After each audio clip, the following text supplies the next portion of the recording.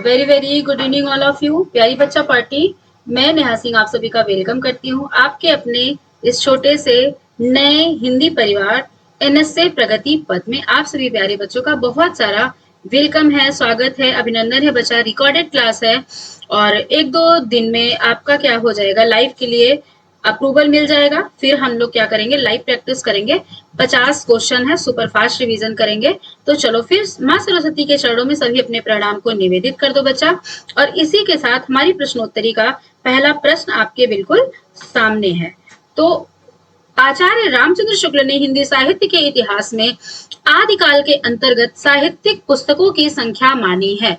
कितनी मानी है बच्चे? 4 मानी है, 6 मानी है, 8 मानी है या फिर 10 मानी हुई है? बता देंगे। आदिकाल के अंतर्गत कुल 12 पुस्तकों को रखा हुआ था इन्होंने। तो उसमें कितनी साहित्यिक पुस्तकें मानी थी और कितनी देश भाषा की, ये प्रश्न पूछा जाता है। तो यहाँ की जब बात करेंगे बच्चे, तो यहाँ पे 4 जो है पुस्तक इन्होंने किसकी मानी हुई थी? साहित्य की पुस्तकें मानी हुई थी। फिर आचार्य रामचंद्र शुक्ल के अनुसार साहित्यिक पुस्तकों में शामिल नहीं है। ठीक है, 4 साहित्यिक पुस्तकें थी। तो उसमें विजयपाल रासो, हम्मीर रासो, कीर्तिलता, पृथ्वीराज रासो, विद्यापति की तीनों रचनाओं को इन्होंने रखा हुआ है 12 पुस्तकों में। ठीक है, कीर्तिलता कीर्तिपताका और पदावली भी रख दी थी, है ना। तो यहाँ की बात करेंगे बच्चा, तो पृथ्वीराज रासो जो है साहित्यिक पुस्तकों के अंतर्गत नहीं रखा था 12 पुस्तकों में। आचार्य रामचंद्र शुक्ल के अनुसार देश भाषा काव्य की कुल कितनी पुस्तकें प्रसिद्ध हैं? जब ऐतिहासिक पुस्तकें 4 हो गई, टोटल 12 पुस्तकें रखी थी बच्चे, तो बचा कितना? 8 पुस्तकों की चर्चा यहाँ पे हो जाएगी। आचार्य रामचंद्र शुक्ल ने आदिकाल को कितने प्रकरणों में विभाजित किया है? यहाँ से भी प्रश्न बनते हैं। ठीक है, भक्ति काल को कितने प्रकरण में बांटा है? रीतिकाल को कितने प्रकरण में बांटा है? उसी प्रकार यहाँ प्रश्न पूछा गया है, आदिकाल को कितने प्रकरण में विभाजित किया है? तो बेटा 4 प्रकरणों में बांटा था। आचार्य शुक्ल ने रीतिकाल का परिचयात्मक विवरण अपने किस पूर्ववर्ती इतिहास ग्रंथ से लिया हुआ है? सबसे पहले सूत्रपात कौन करता है बच्चे? गारसा दत्तासी करता है, जिसके ग्रंथ का नाम इस्तवार दलालित त्यूर एंदुई ए हिंदुस्तानी हो जाता है। फिर उसके बाद इन्होंने सूत्रपात किया था वर्णानुक्रम पद्धति पे अपना करके 1839 ईस्वी में। ठीक है, फ्रांस में बैठे बैठे हिंदी साहित्य का पहला इतिहास ग्रंथ यह व्यक्ति रच डालता है। महज हिंदी के 72 कवियों को स्थान देता है। ठीक है ना, 666 उर्दू के कवि रख देते हैं, हिंदी को बद्दी भाषा बोलते हैं। अब मनोवैज्ञानिक पद्धति पर रचा गया हिंदी साहित्य का पहला इतिहास ग्रंथ पूछा जाता है, तो वहां पे हमारा आंसर यही हो जाएगा, गारसा दत्तासी जी द्वारा लिखा हुआ इतिहास ग्रंथ। और पूछा जाए आपके बच्चे, तो 2 संस्करण और 4 भागों में प्रकाशित होता है। पहले संस्करण में 2 भाग और दूसरे संस्करण में 2 भाग हो जाते हैं। सूत्रपात 1839 ईस्वी में। इनका अनुवाद किसने किया था? क्योंकि पहला ग्रंथ था। सूत्रपात सिर्फ इसलिए महत्वपूर्ण हो जाता है, अन्यथा इस ग्रंथ में कोई विशेष कार्य महाशय ने नहीं किया था। वर्णों के अनुक्रम के आधार पर जो है कवियों का परिचय दिया हुआ था। ठीक है, हिंदी साहित्य में अमनोवैज्ञानिक पद्धति माना जाता है। इनकी पद्धति का अनुसरण किसने किया था? तो शिव सिंह सेंगर ने किया था, है ना। लगभग 1000 कवियों को स्थान दिया था, जो कि शिव सिंह सरोज नाम से हो जाता है। The modern vernacular literature of northern Hindustan तीसरा ग्रंथ हो जाता है, जो किसने लिखा था? तो वो आपके जॉर्ज अब्राहम ग्रियर्सन जी लिखते हैं। ठीक है ना। द रॉयल सोसाइटी बंगाल की पत्रिका के विशेषांक के रूप में प्रकाशित होता है। The modern vernacular literature Hindi साहित्य में लिखा, हिंदी साहित्य में काल क्रम खंडों में बांटने का प्रथम प्रयास किसी ने किया था? तो ये आपके जॉर्ज अब्राहम ग्रियर्सन ने किया था बच्चे। ठीक है, बात वहीं कर ले मिश्र बंधु विनोद। तो यही हमारा आंसर क्या हो जाएगा बच्चे? शुक्ल जी कहते हैं कि मैंने कवि रीतिकाल में जो कवियों का परिचयात्मक विवरण है वो मैंने मिश्र बंधु विनोद ग्रंथ से उठाया हुआ। लगभग 5000 कवियों का विवरण देते हैं ना, इस वजह से परिश्रमी संकलनकर्ता भी बोलते हैं शुक्ल जी इनको। आ जाइए अगले प्रश्न पे। इतिहास की पुस्तक में किसी कवि की पूरी क्या अधूरी आलोचना भी नहीं आ सकती? किसी कवि की आलोचना लिखनी होगी तो स्वतंत्र प्रबंध या पुस्तक के रूप में लिखूंगा, यह किसका कथन है? शुक्ल जी, द्विवेदी जी, राम स्वरूप चतुर्वेदी जी या फिर बच्चन सिंह? तो बात यहाँ बचे रामचंद्र शुक्ल जी की ही हो रही है। आधुनिक काल में गद्य का आविर्भाव सबसे प्रधान साहित्यिक घटना है, किसका कथन है? यहाँ पे भी हमारा आंसर बेटा शुक्ल जी हो जाएंगे। वर्तमान लेखकों और कवियों के संबंध में कुछ लिखना अपने सिर के एक बाल मोड़ लेना ही समझ पड़ता है। हिंदी साहित्य इतिहास लेखन में अपने समकालीनों का मूल्यांकन करने के संदर्भ में यह कथन किसका है? गारसा दत्तासी, मिश्र बंधु रामचंद्र शुक्ल या फिर डॉक्टर बच्चन सिंह?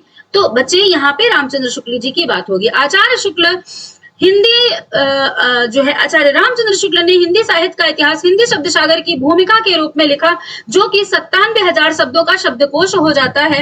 इसको किस नाम से पहले इन्होंने प्रकाशित करवाया था? तो संक्षिप्त इतिहास, हिंदी का सरल इतिहास, हिंदी साहित्य का विकास, हिंदी साहित्य का बृहद इतिहास।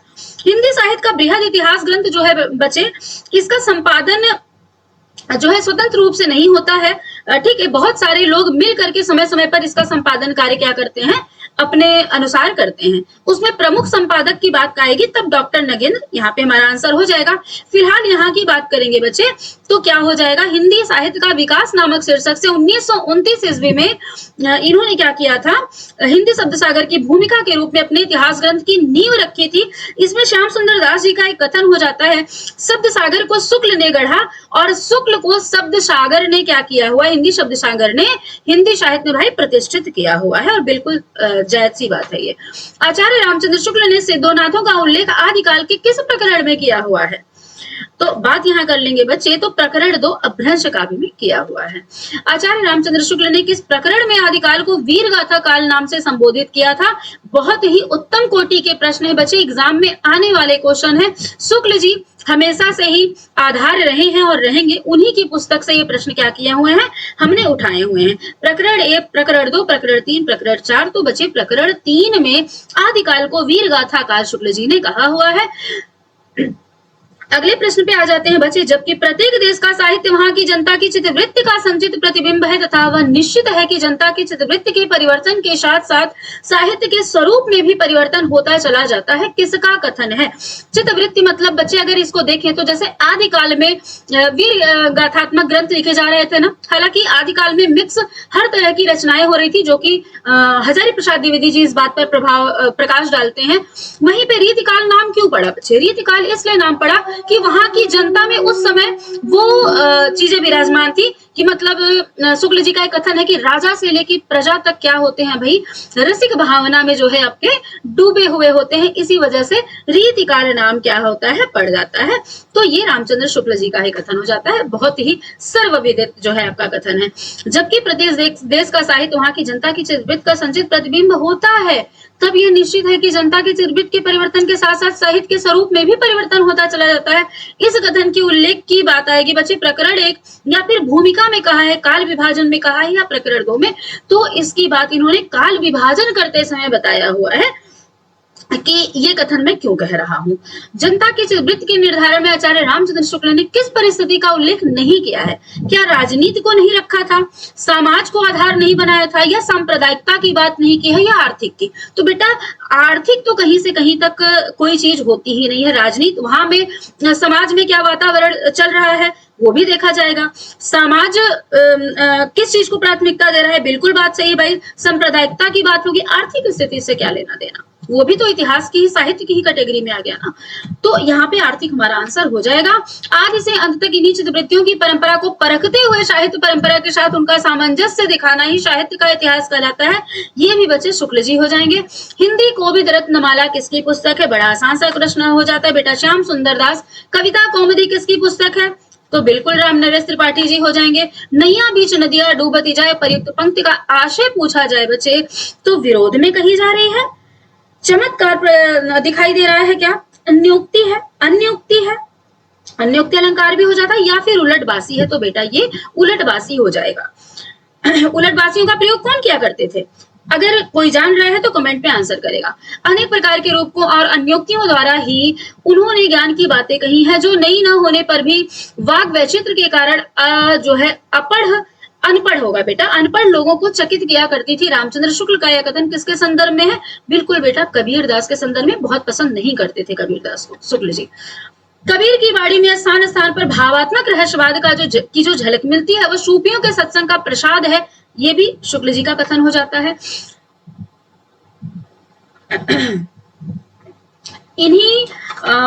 कहीं इन्होंने ब्रह्म को खसम या पति मानकर अन्योक्तिवादी है, और कहीं स्वामी या मालिक रामचंद्र शुक्ल का उक्त कथन किसके संदर्भ में, फटाफट से बता देंगे बेटा।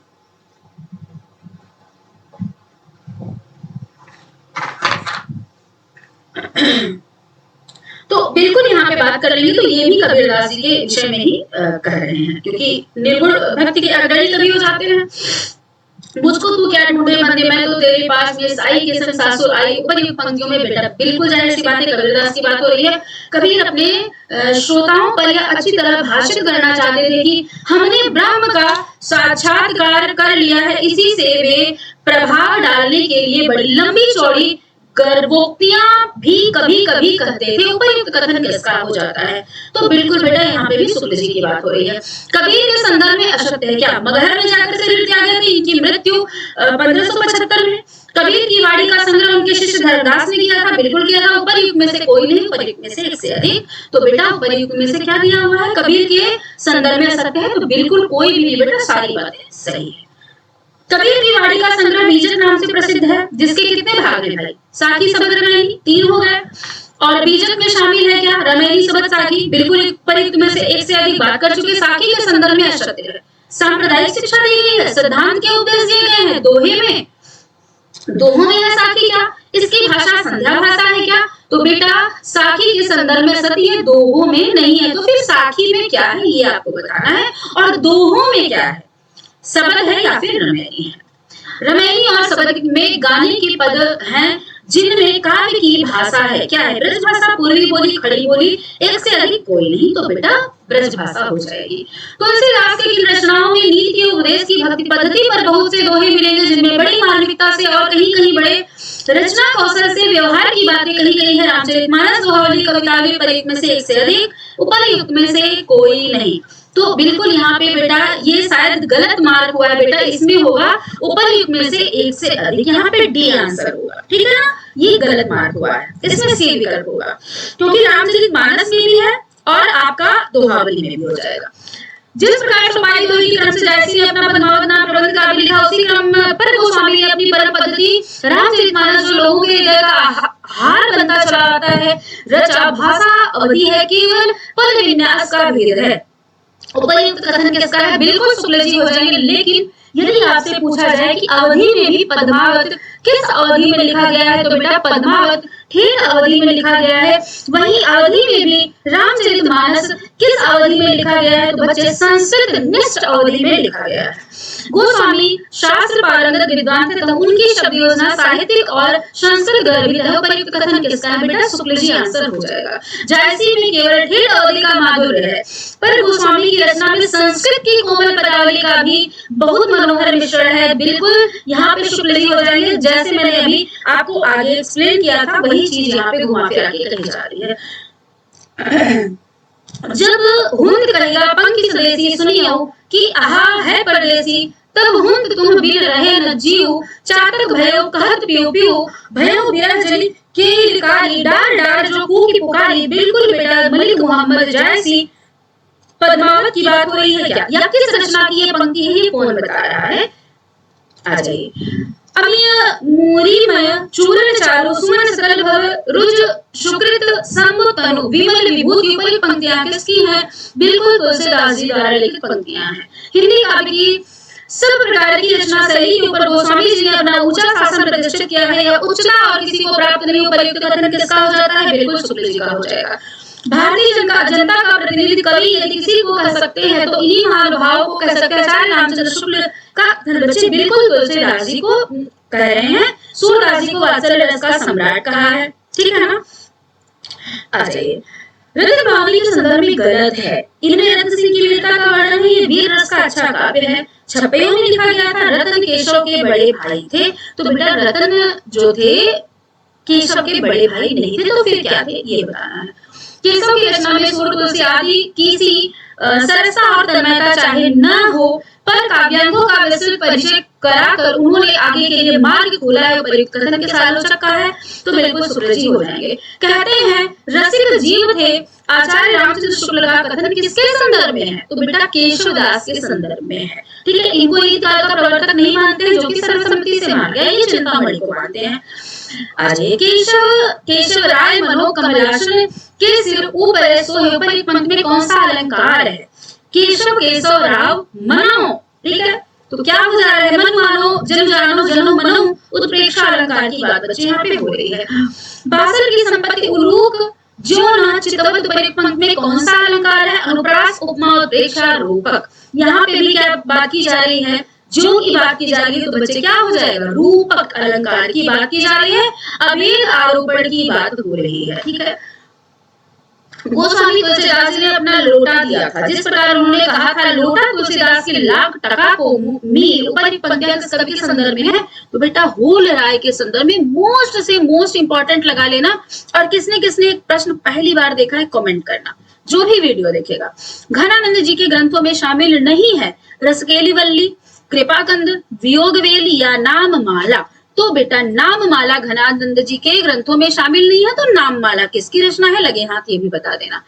इनकी से विशुद्ध सरस और शक्तिशालिनी ब्रजभाषा लिखने में और कोई कवि समर्थ नहीं हुआ। आचार्य शुक्ल का कथन किसके संदर्भ में है, शूरदास जी के संदर्भ में है। भाई विशुद्धता के साथ प्रौढ़ता और माधुर्य भी अपूर्व ही है, वे प्रलंब श्रृंगार ही अधिकतर उन्होंने लिखा है।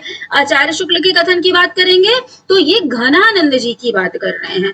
वहीं ये वियोग श्रृंगार के प्रधान मुक्तक कवि हैं, प्रेम की पीर ही को लेकर इनकी वाणी का प्रादुर्भाव। आचार्य रामचंद्र शुक्ल का कथन किसके संदर्भ में है, तो बिल्कुल घनानंद हो जाएगा। घनानंद को प्रेम की पीर का कवि कहा था। ठीक है, और भी क्या कहा जाता है घनानंद को बता देंगे। जो तीसरी धारा होती है रीतकाल की, रीत मुक्त कवि जो होते हैं उनमें अग्रणी कवि माने जाते हैं ना, प्रेम की पीर का कवि। और क्या कहा जाता है, प्रेम मार्ग का ऐसा प्रवीण और धीर प्रतीक तथा जवाबदानी का ऐसा दावा रखने वाला ब्रजभाषा का दूसरा कवि नहीं हुआ। ये बात भी घनानंद के संदर्भ में ही शुक्ल जी बोल रहे हैं। नीही महाब्रज भाषा प्रवीण और सुंदरताओं के भेद को जाने, भाषा प्रवीण सुछंद सदा रहे, सो घनजू के कवित्व बखानो। उपयुक्त पंक्तियां किस कवि से जुड़ी हैं, घनानंद बोधा आलम ठाकुर। तो बेटा यहाँ पे भी घनानंद की ही बात हो रही है। घनानंद की कविताओं में बराबर सुजान से संबोधित किया, इसका आशय क्या है। देखो सुजान इनकी प्रेमिका का नाम जरूर था, पर जब वो दरबार वाला कांड होता है, सुजान इनके साथ जब राजा दरबार से बहिष्कृत करता है घनानंद को, और सुजान को बोलते हैं चलो मेरे साथ, और सुजान मना कर देती है जाने से, तो ये जाहिर सी बात है कि इनका मोह भंग हो जाता है चीजों से, और ये फिर क्या करने लगते हैं बच्चे, भगवान कृष्ण की भक्ति में विलीन हो जाते हैं। तो जो बाद में ये रचनाएं करते हैं, सुजान नाम से श्री कृष्ण को संबोधित करते हैं। घनानंद के संदर्भ में असत्य कथन है। घनानंद विरक्त भक्त के रूप में वृंदावन जा रहे थे। लौकिक प्रेम की दीक्षा पाकर ही ये पीछे भगवत प्रेम में लीन हुए। कविता इनकी भाव पक्ष प्रधान है, वे भक्त कवि थे। तो बेटा घनानंद के संदर्भ में असत्य, ये भक्त कवि नहीं थे। ठीक है ना, चलिए आ जाइए। अरे भाई ये कहाँ पहुंच गए हैं। तो चलो बच्चे, आज के लिए बस इतना ही प्रश्न थे, और जल्द से ही लाइव का टास्क पूरा होता है, शायद 1-2 दिन में हो जाना चाहिए, हो सकता है कल भी हो सकती है। जब अप्रूवल मिल जाएगा तो लाइव क्लास करेंगे। ज्यादा से ज्यादा लोगों को जोड़ो बेटा, और सब्सक्राइब करो, ठीक है ना। मन से पढ़ाई लिखाई करो, एग्जाम बहुत नजदीक है। मैं जैसे शुरुआत करती हूँ, कुछ ना कुछ पता नहीं क्यों भगवान इतनी परीक्षा लेता है। बीच में 2 दिन लैपटॉप खराब हो गया था, तो बनवाने में समय लगा, और भगवान से प्रार्थना यही है कि आप चीजें कोई दिक्कत ना होने पाए। तो रेगुलर क्लास में लेकर के आती रहूंगी। तो सभी बच्चे अपना ख्याल रखो, मन से पढ़ते रहो, स्वस्थ रहो, मस्त रहो। तो फिर मिलते हैं कल की क्लास में।